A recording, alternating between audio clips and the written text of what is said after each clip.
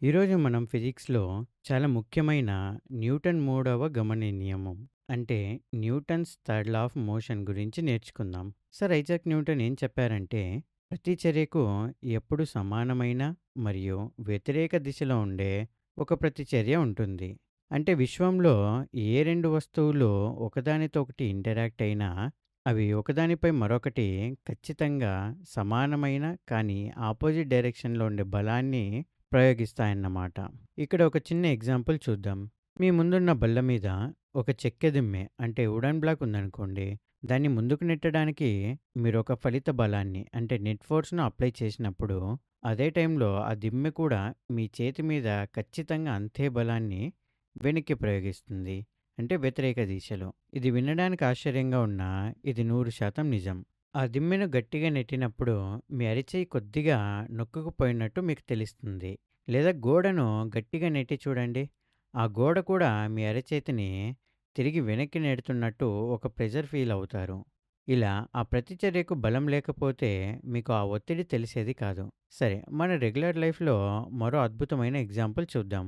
సముద్రపు ఒడ్డున ఇసుకలో నడుస్తున్నప్పుడు మీరొక అడుగు వేసినప్పుడు మీ శరీర భారం భూమి ఆకర్షణ బలం వల్ల మీ పాదం ఇసుక మీద కింది వైపుకు ఒక బలాన్ని ప్రయోగిస్తుంది. దాంతో అక్కడి ఇసుక కిందకి ఒత్తిడికి గురై పక్కకు జరుగుతుంది.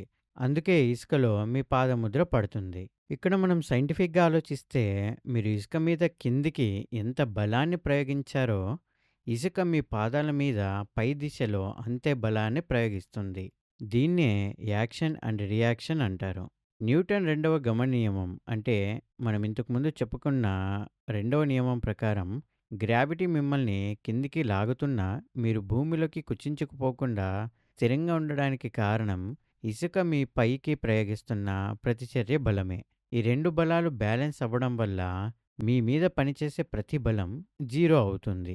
ఇప్పుడు ఇంకాస్త బెస్ట్ ఎగ్జాంపుల్ తీసుకుంటే రాకెట్ గమనం అంటే రాకెట్ ప్రొపల్షన్ గురించి చూద్దాం. రాకెట్ అంతరిక్షంలోకి వెళ్ళినప్పుడు అక్కడ దాన్ని ముందుకు నెట్టడానికి గాలి గాని లేదా అట్మాస్ఫియర్ గాని ఉండవు. మరి ఆ శూన్యంలో రాకెట్ ఎలా ముందుకెళ్తుంది? ఇక్కడే న్యూటన్ మూడవ నియమం పనిచేస్తుంది. రాకెట్ ఇంజన్ల ఇంధనం మండినప్పుడు జరిగే దహన ప్రక్రియ వల్ల అంటే కంబషన్ వల్ల వాయువులు విపరీతమైన వేగంతో రాకెట్ నాజిల్ గుండా కిందకు తన్నబడతాయి. రాకెట్ ఆ గ్యాసెస్ మీద కింది వైపుకు ఒక బలమైన ఫోర్స్‌ను ప్రయోగిస్తుందన్నమాట.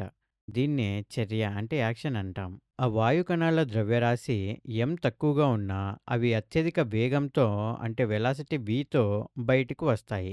ఇక్కడ మన ద్రవ్యవేగం p=m*v కాన్సెప్ట్‌ని గుర్తు చేసుకోవాలి.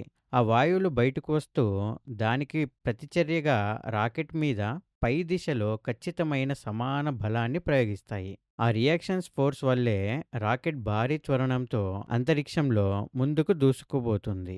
ఇంకొక ఇంట్రెస్టింగ్ ఎగ్జాంపుల్ చూస్తే ఒక వ్యోమగామి అంటే ఆస్ట్రోనట్ స్పేస్ షటిల్ బయట రిపేర్ చేస్తూ ప్రమాదవశాత్తు తాడు తెగిపోయి స్పేస్‌లోకి తేలిపోతున్నాడనుకోండి.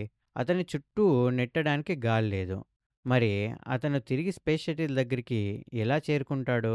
అతను వెంటనే తన దగ్గర ఉన్న అత్యంత బరువైన అంటే ఎక్కువ ద్రవ్యరాశి కలిగి ఉన్న ఒక హెవీ టూల్‌ని తీసుకోవాలి.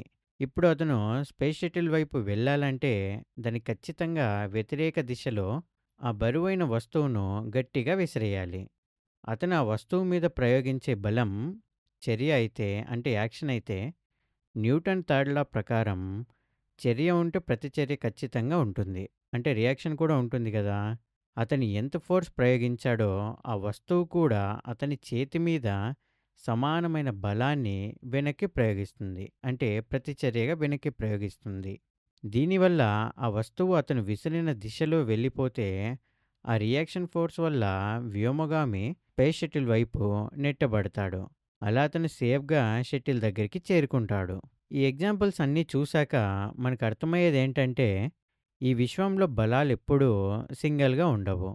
జంటలుగానే పనిచేస్తాయి. దీన్నే మనం F action equals to minus F reaction అని రాస్తాం. ఇదే న్యూటన్ మూడవ గమన నియమం. ఇది అర్థమైందని ఆశిస్తున్నాను.